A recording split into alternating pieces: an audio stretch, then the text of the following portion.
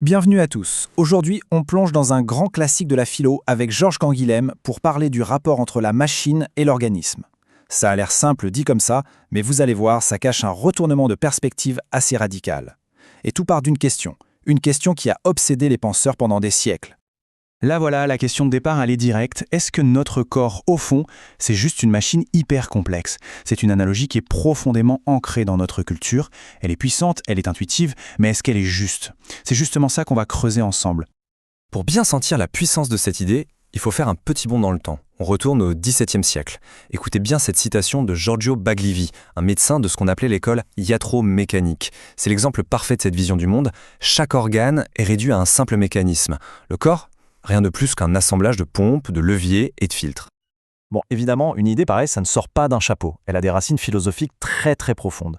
Et pour comprendre d'où vient sa force, il faut remonter à l'un de ses principaux architectes. Et cet architecte, c'est le philosophe René Descartes. C'est lui qui va vraiment formaliser cette pensée, la mettre noir sur blanc. Avec sa théorie de l'animal-machine, il a posé que les animaux, et par extension le corps humain, n'étaient rien d'autre que des automates biologiques, des mécanismes complexes, mais sans âme pensante. Les mots de Descartes lui-même sont incroyablement parlants. Il imagine le corps comme une machine de terre fabriquée par Dieu. Mais ce qui est fascinant ici, c'est que pour penser la machine, il a besoin d'un modèle qui existe déjà, le corps vivant.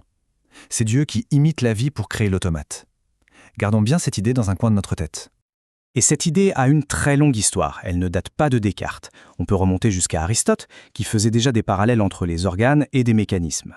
Mais, il faut le dire, c'est vraiment à partir du XVIIe siècle, avec les progrès techniques, les automates, les horloges, que la théorie décolle pour de bon et va dominer la pensée médicale et philosophique.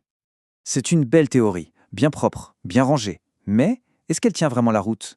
C'est là que les choses deviennent intéressantes. On va commencer à chercher les petites fissures dans cette grande analogie mécaniste. Ce tableau met le doigt dessus. La rupture est flagrante. Une machine est construite de l'extérieur. Un organisme s'auto-construit. Elle a besoin d'un mécano pour la réparer. Il s'auto-répare. Mais la différence la plus profonde, c'est la rigidité. Chaque pièce a une seule fonction. Point. L'organisme, lui, fait preuve d'une souplesse incroyable. Et ces exemples biologiques sont juste bluffants. On coupe un œuf d'oursin en deux. Il peut quand même donner une larve normale. On greffe un placenta au mauvais endroit chez une lapine, il peut s'adapter et fonctionner. Le cerveau d'un enfant a une lésion. Les fonctions du langage peuvent carrément déménager dans une autre zone. En fait, la vie, c'est de l'improvisation. Elle trouve des solutions. Aucune machine ne peut faire ça. Si on enlève la moitié des pièces d'une horloge, on n'obtient pas deux petites horloges qui fonctionnent. Et ça nous amène au point crucial. La vie, elle, admet la pathologie, la monstruosité. Un être avec une malformation reste un être vivant. Une machine, elle, n'est jamais pathologique. Soit elle marche, soit elle est cassée. C'est binaire. Et cette distinction-là, elle est fondamentale. C'est elle qui sépare radicalement le mécanique du biologique. Ok, on a donc vu les limites de l'analogie. Maintenant, attention, on arrive au cœur du réacteur, à l'idée géniale de Canguilhem. Un renversement complet de la perspective traditionnelle.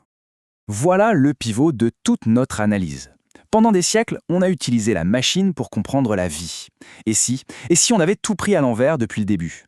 Et si c'était en fait la vie qui nous donnait la clé pour comprendre la machine? Pour bien comprendre, partons d'un truc simple, la définition classique d'un organe. C'est une partie d'un être vivant qui remplit une fonction. Simple, familier, jusque-là rien de sorcier, on est d'accord. Et maintenant, tenez-vous bien. Voici la thèse centrale de Canguilhem. Une phrase qui fait tout basculer. Les machines ne sont pas des modèles pour nos organes. Elles sont nos organes. Des organes externes que nous, l'espèce humaine, on se fabrique. Alors là, on se dit, attends, comment ça, une machine peut être un organe? Pour le comprendre, il faut qu'on quitte un peu la mécanique pure et qu'on plonge dans l'histoire de l'humanité et de ses outils. Cette idée s'appuie sur ce qu'on appelle la théorie de la projection organique. L'idée, c'est que la technique, à l'origine, ce n'est pas un processus intellectuel, une application de la science, non. C'est un processus biologique, c'est notre corps qui se prolonge, qui s'étend dans le monde à travers les outils. Et avec des exemples, ça devient hyper clair. Le marteau, c'est juste un point en plus dur et plus lourd. Le levier, c'est un bras en plus long et plus fort. Le silex taillé, c'est un ongle ou une dent beaucoup plus résistant. Le premier outil n'est pas né d'une théorie scientifique, mais d'un geste organique, d'une extension de nos capacités. Et même pour des objets plus complexes comme la locomotive, ça marche. Elle n'a pas été inventée d'un seul coup. C'est le résultat d'une longue évolution technique, comme une sorte de généalogie. Ça combine des organes techniques qui existaient déjà, la pompe à eau, la roue, pour créer quelque chose de complètement nouveau. une nouvelle espèce de machine. Ce renversement de perspective, il nous amène à une conclusion philosophique beaucoup plus large sur notre relation à la technologie et à la nature elle-même. La conclusion, elle est carrément radicale. Si nos machines sont des organes, alors l'acte de construire n'est pas contre nature. C'est un acte profondément naturel. Descartes disait qu'il est aussi naturel pour une horloge de marquer l'heure que pour un arbre de produire un fruit. Eh bien, Canguilhem, il retourne complètement la formule. La construction de l'horloge est une activité aussi organique que la floraison de l'arbre. La technique est donc une pulsion primordiale, une sorte de tactique de vie, qui arrive bien avant la science et la rationalisation. On n'a pas attendu les lois de la thermodynamique pour inventer la machine à vapeur. L'invention, c'est d'abord un processus vital. Voilà donc le message clé à retenir. La technologie, ce n'est pas juste un truc extérieur à nous. Elle définit notre manière d'être au monde. Notre essence même en tant qu'humain, c'est d'être des créateurs d'organes, des êtres qui prolongent leur propre biologie par la technique. Et hop, la boucle est bouclée. La question initiale est complètement transformée. Le but n'est plus de se demander si le vivant est un mécanisme. Non. Le vrai enjeu, c'est de voir comment nos machines, nos créations, sont en fait le miroir de notre propre nature d'être vivant, créatif et adaptatif. Et ça nous laisse sur une dernière question pour aujourd'hui. Si nos outils, nos ordinateurs, nos réseaux sont bel et bien nos nouveaux organes externes, alors vers quelle nouvelle forme de vie sommes-nous en train d'évoluer ? C'est une question assez vertigineuse, non ? Une question qui montre à quel point cette pensée est toujours d'actualité.